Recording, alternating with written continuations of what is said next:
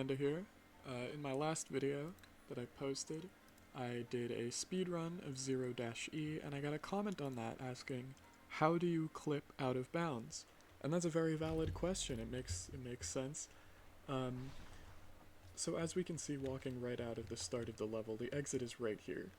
And so that's where we want to get as quickly as possible.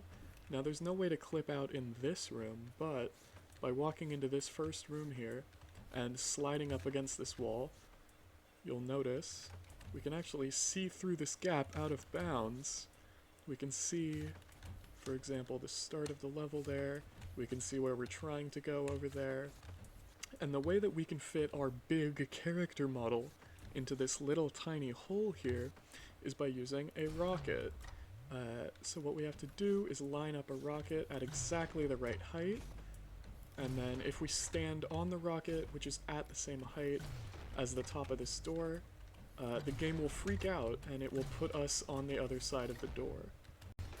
Nope. So when I stand on the rocket briefly, I can still see through that gap. There we are. And we're out of bounds.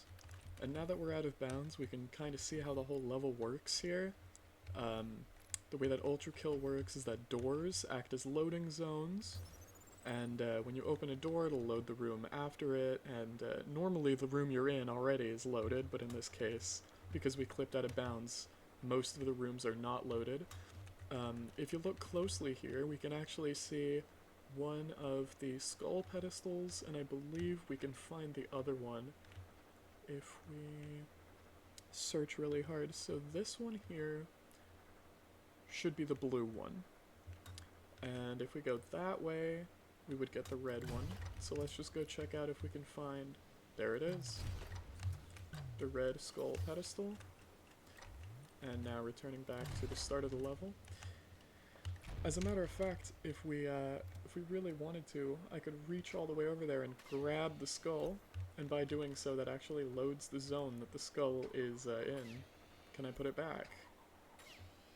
It is not possible to put it back, it seems. But that's pretty cool. Now we have this zone loaded and that zone loaded, but all of this is pretty irrelevant to the speed run.